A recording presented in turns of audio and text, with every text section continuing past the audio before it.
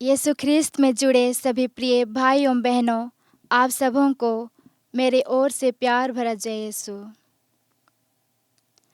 प्यारियों, तो आज के इस शुभ अवसर पर मैं आप सबों के साथ काना के विवाह में माता मरियम की मध्यस्थता और वेदी पर हमें जो कहे वही करो कि ओ ले जाने की शिक्षा के बारे में मनन चिंतन करेंगे। तो आइए हम देखते हैं संत यूहन्ना के सुसमाचार अध्याय 2 में लिखा है, तीसरे दिन गलीली के काना नगर में एक विवाह था।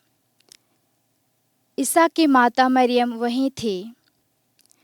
ईसा और उसके शिष्य भी विवाह में निमंत्रित थे। अंगूरी समाप्त हो जाने पर ईसा की माता ने उनसे कहा, उन लोगों के पास अंगूरी नहीं रही। ईसा ने उत्तर दिया, भद्रे, इससे मुझे और आपको क्या? अभी तक मेरा समय नहीं आया है। ईसा की माता ने उनसे कहा, वे तुम लोगों से जो कुछ कहे वही करना। जैसे जैसे आज हम काना के विवाह के उस पवित्र प्रसंग पर मनन करते हैं, जहाँ यीशु ने अपना पहला चमत्कार किया, जहाँ मरियम हमारे लिए विश्वास, विनम्रता और आज्ञाकारिता का सर्वोत्तम उदाहरण बनकर खड़ी है। माता मरियम जो हमारी कमी कमजोरियों को सबसे पहले देखती है। जब काना के विवाह में दावत में दाखरस समाप्त हो गया, तब किसी ने नहीं देखा, परंतु माता मरियम ने देखा। संत यूहन्ना के सुसमाचार अध्याय 2 पद संख्या 3 में देखते हैं, अंगूरी समाप्त हो जाने पर ईसा की माता ने उनसे कहा, उन लोगों के पास अंगूरी नहीं रही। जी हाँ, माता मरियम हमारे एक एक ज़रूरतों को जानती है। वह बिना किसी के कहे एवं बताए सभी ज़रूरतों को पूरा करने के लिए हमेशा तैयार रहती है, क्योंकि माता मरियम की दृष्टि करुणा की दृष्टि, माता मरियम की दृष्टि प्यार की दृष्टि है। आज भी वे हमारे जीवन की हर कमी कमजोरियों, हर दर्द और हर छिपे हुए संघर्ष को पहचानती है। जब हम वेदी पर आते हैं, वह हमारी हर आवश्यकताओं को यीशु के सामने रखती है। हमारी बातों को, हमारी ज़रूरतों को यीशु तक पहुंचाना, यहाँ तक कि जब यीशु कहते हैं, मेरा घड़ी अभी नहीं आई है। पर माँ मरियम का विश्वास कभी डगमगाता नहीं। वे जानती है कि बेटा उनकी विनती सुन लेगा। प्यारियों, तो हम भी अपने विश्वास में दृढ़ रहना चाहिए। हमें कभी भी डगमगाना नहीं चाहिए, क्योंकि माँ मरियम हमारे साथ है। अगर हम उसका नाम लेते हैं तो वे हमेशा खुशी से साथ देने को तैयार हैं। तो हमें हमेशा उसकी मध्यस्थता मांगते हुए हमारी सारी मनोकामनाओं एवं ज़रूरतों को निरंतर प्रभु यीशु के सामने रखें। माता मरियम की वाणी जो हमारे जीवन की दिशा है, सेवकों से कहती है, जो वह तुझसे कहे वही करो। यह केवल उन सेवकों के लिए नहीं, बल्कि यह हमारे लिए हर मिस्सा, हर बेदी, हर प्रार्थना में एक बुलाहट है। माँ मरियम कहते हैं, सुनो, मानो, भरोसा रखो, समर्पित हो जाओ। यीशु ने बस इतना ही कहा, घड़ों को पानी से भर दो, और सेवकों ने घड़ों को पानी से भर दिया। यहाँ कोई विशेष आवश्यकता नहीं चाहिए थी, पर चमत्कार हुआ जब सेवकों ने पूरा भरोसा करके साधारण आज्ञा का पालन किया। इसी साधारण आज्ञाकारिता से असाधारण परिवर्तन हुआ। हम जब इस बात को ध्यानपूर्वक देखें तो हमारे हर रोज़ की पवित्र मिसा में भी यही होता है। साधारण रोटी और दाखरस आज्ञाकारिता और पवित्र आत्मा की शक्ति से मसीह के शरीर और रक्त में बदल जाते हैं। हम देखते हैं संत यूहन्ना के सुसमाचार अध्याय 2 पद संख्या 5 में, वह तुमसे जो कहे वही करना। तो आज माता मरियम हमें फिर याद दिलाती है, जब प्रभु हमें क्षमा करने को कहते हैं, जो वह कहे वही करो। जब वह हमें अपने पाप स्वीकारने को बुलाते हैं, जो वह कहे वही करो।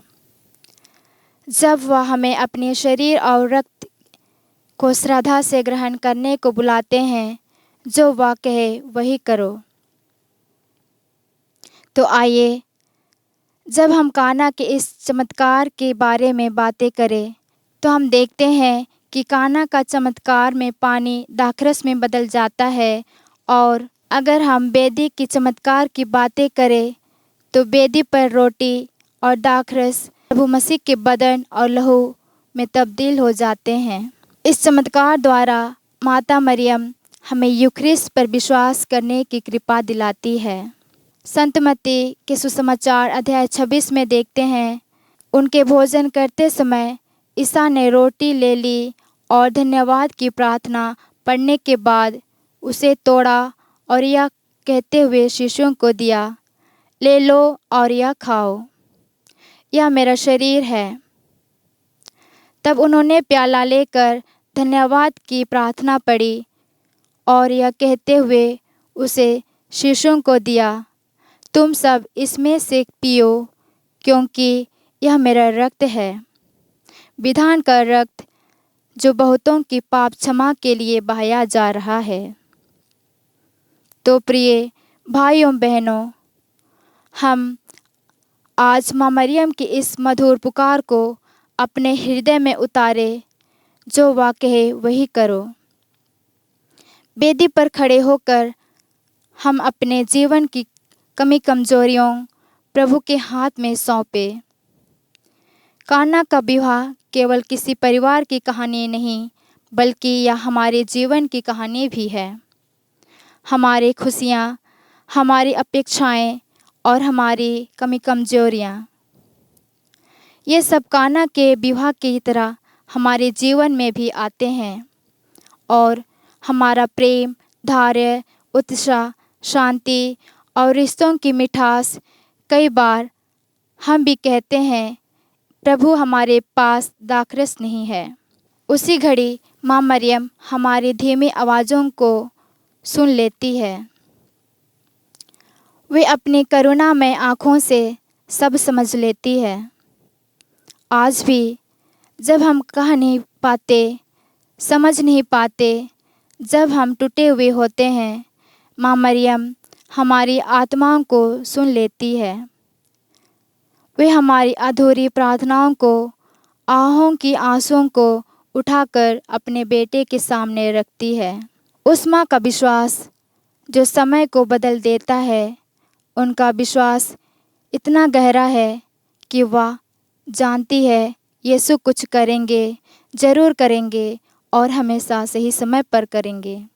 सचमुच माँ का विश्वास उस घड़ी को आगे ले आया जो अभी आनी नहीं थी। माँ हमें यीशु के पास ले जाती है। वह कहती है, पुत्र तुम्हें क्षमा करना चाहता है, वह तुम्हें चंगा करना चाहता है, वह तुम्हें अपना शरीर और रक्त देना चाहता है, वह तुम्हें नया बनाने आया है। उनका एक ही लक्ष्य है, वह हमें यीशु से जोड़ना। तो आइए मेरे प्रिय भाइयों बहनों, हमारे जीवन में भी परिवर्तन कहीं और नहीं परंतु यहीं से शुरू होता है, वह है आज्ञाकारिता से। तो आइए अपने परिवार के लिए, अपनी समस्याओं के लिए, अपने आध्यात्मिक सूखापन के लिए, अपनी कमजोरी और टूटे जीवन के लिए, अपनी सेवा और बुलाहट के लिए माँ मरियम से हमेशा मध्यस्थता मांगे, क्योंकि माँ मरियम हमें नई दृष्टि देते हैं, यीशु हमें नई कृपा देती है और बेदी हमें नई शक्ति देती है। तो मेरे प्रियजनों, जैसे हम सभी आने वाली प्रभु यीशु आगमन की तैयारी में हैं, तो आइए अपने आप को तैयार करें, अपने पापों की पछतावा करें और मन दिल को साफ रखें।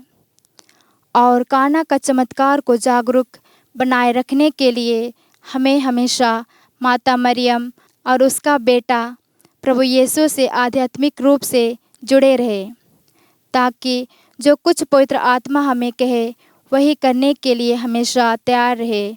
बस वही करे जो हमें पवित्र आत्मा कहे। और काना का चमत्कार को जागरूक बनाए रखने के लिए हमें हमेशा माता मरियम और उसकी बेटा प्रभु यीशु से आध्यात्मिक रूप से जुड़े रहे। सभी को जय यीशु।